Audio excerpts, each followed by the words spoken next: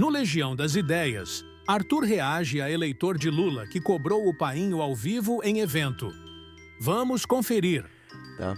Vamos lá, vamos voltar pro Lula? Porque aqui parece que é assim, né, cara? Né? Você tem que falar de um lado, depois tem que falar do outro, porque senão as pessoas se magoam. Né? Vamos lá. Vamos ver a fala do querido, vai lá.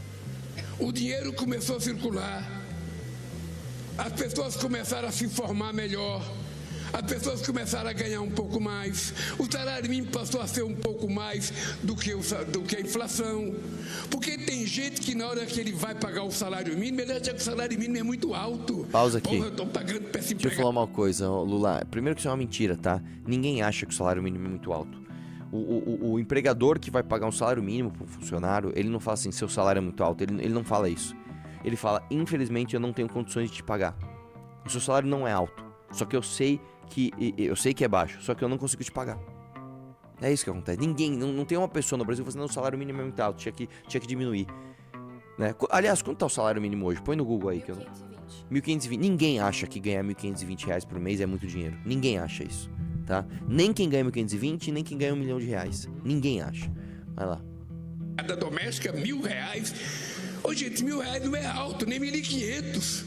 Ao invés de olhar a pessoa como empregada assalariada, olha ela como consumidor. E eu voltei à presidência da República. Lula capitalista? Não, eu ia falar isso, cara. O capitalismo é justamente isso. O capitalista, o capitalismo, ele se prolifera a partir do poder de consumo das pessoas. Não é interessante para o capitalismo que existam pessoas pobres, ao contrário. E não é porque o capitalismo é uma força moral e que tem vontades. O sistema, né, o capitalismo ele não é bom, nem mal, nem moral, nem imoral. O capitalismo não é nada. O capitalismo é um sistema de entendimento da propriedade, onde basicamente ele se prolifera a partir das pessoas consumindo. É isso. Vai lá. República para provar que esse país não pode ser um país eternamente pobre, eternamente vivendo de Bolsa Família. Não, nós precisamos fazer as pessoas se formarem adequadamente, aprender uma profissão, para as pessoas poderem constituir família, terem prosperidade e viver bem num padrão de classe média. Pausa é isso aqui. que nós desejamos. As pessoas poderem constituírem, né? Começa por aí. Você não sabe nem falar português. Segundo, depois ele fala assim, a gente quer que as pessoas tenham um padrão de classe média, né? Você mesmo, Lula, falou que a classe média consome demais. O mesmo Lula que tá falando, eu quero que as pessoas tenham um padrão de classe média. Ele diz, a classe média consome demais. E por que isso? Eu vou te dizer por quê. Se você fizer um recorte social dos eleitores do PT, você vai ver que tem gente muito rica e gente muito pobre que vota no PT. A classe média não vota, tá? Via de regra, a classe média não vota no PT. Geralmente, o eleitor do PT ele é um cara muito rico ou um cara muito pobre. O classe média hoje, ele via de regra, ele vota, ele é nem Lula nem Bolsonaro, mas na hora do sacrifício ele vota no Bolsonaro. Esse é o padrão da classe média brasileira. E mais, tá? Uma das maneiras de você emancipar as pessoas é justamente dar renda, da instrução para que elas não fiquem reféns do centrão. Classe média, né? É claro que não é, você caiu na classe média, você magicamente está emancipado, mas classe média, via de regra, tá? Tem uma melhor tomada de decisão de voto. Não significa que ainda é boa, não significa que é maravilhosa, né? Por exemplo, esses comentários que eu vi aí da galera defendendo o Bolsonaro no meu post. Provavelmente são pessoas de classe média e burras, tá? Que não são emancipadas, são pessoas que são escravizadas e aplaudem o seu senhor. Mas, via de regra, estatisticamente, classe média decide melhor o seu voto. Primeiro porque não é comprado, né, por uma cesta básica, como um cara super pobre. Segundo, porque não é um super rico que tem algum privilégio por ser amigo de algum governo que vai decidir o seu voto e a sua, mais do que o seu voto, o seu lobby, né, de acordo com os próprios interesses. E é isso. Bom, no fim das contas, cara, a gente viu o Lula defender o pobre como consumidor, né? E o Bolsa e uma porta de saída para sistemas assistenciais como o Bolsa Família, né? Ainda falando do nosso querido Lully, né? Que agora tem outra notícia do Lully aí. Parece que ele foi interrompido, né? Vamos ver isso daí. O presidente Lula. Aguenta aí. O presidente presidente Lula está viajando para o Rio de Janeiro. Ontem ele estava em Campos dos Goytacazes, hoje já foi para o Rio de Janeiro e tem, olha, uma entrada inusitada no evento que o Lula estava participando. É isso mesmo, um eleitor de Lula. Pausa aqui, só uma coisa. essa repórter, ela tem um carisma, né? Uma entrada inusitada no Lula. É isso mesmo. Caramba, velho. De uma promessa que o ex-presidente fez em 2009. A gente tem o VT que fala por si. Vamos ver. E parabéns para o Peru Ricosta pela coordenação do nosso PAC.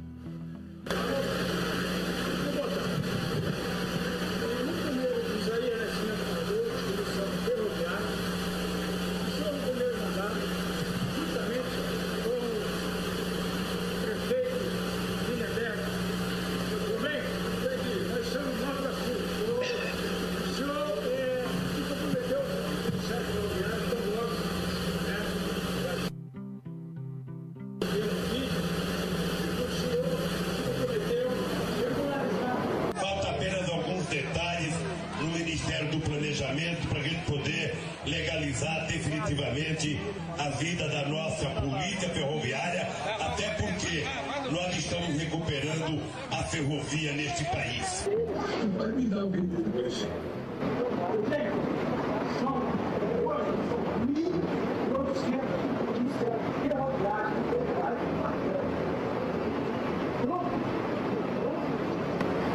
Mas podia ter dado microfone pro cara. Ah, imagina.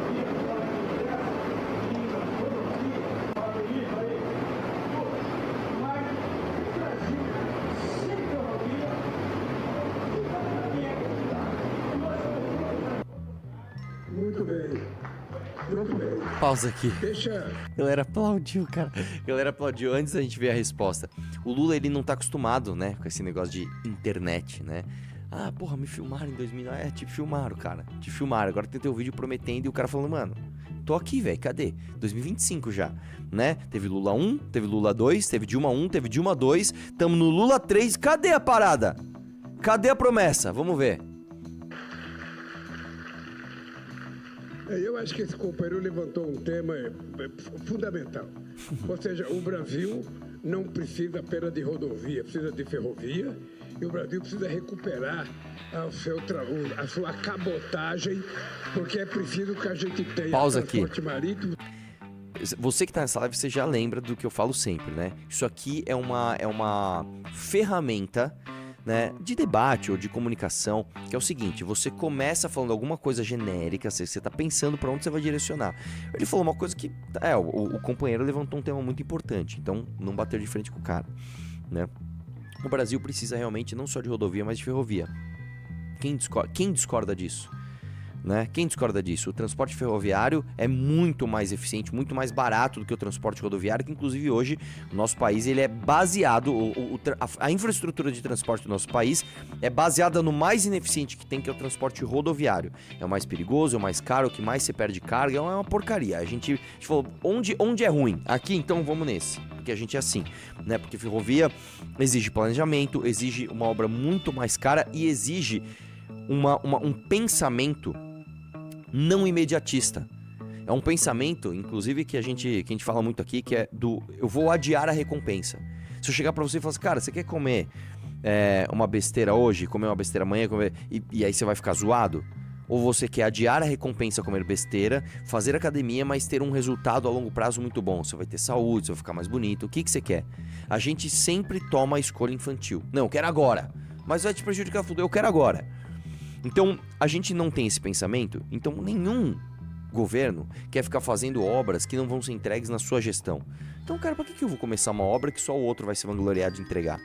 Né? Você vê o próprio... Vamos falar do Bolsonaro aqui. Ai, você não esquece do Bolsonaro. É o Bolsonaro. O Bolsonaro fica se gabando de ter entregue a transposição do Rio São Francisco, que ele foi responsável por menos de 6% da obra, velho. A gente é esse país, cara. Né? Então, a gente não tem ferrovia por causa disso. Então, vamos lá, voltando ao Lula. Ele vai, fala uma amenidade como essa, não é importante, aí agora ele precisa dar uma resposta objetiva. Vamos ver se ele vai continuar fugindo. Vamos lá, vamos ver. Transporte ferroviário e transporte rodoviário. Gente, tem livro, tá? Tem até livro contando as estratégias do presidente Lula de fala, de convencimento, dos critérios que ele usa aí para desviar de assuntos que ele não gosta ou que ele não quer falar. O presidente Lula, de fato, é muito bom e é muito eloquente. Então, para ele convencer o moço aí que é policial ferroviário, é muito simples. Pausa aqui. Que repórter é essa, cara?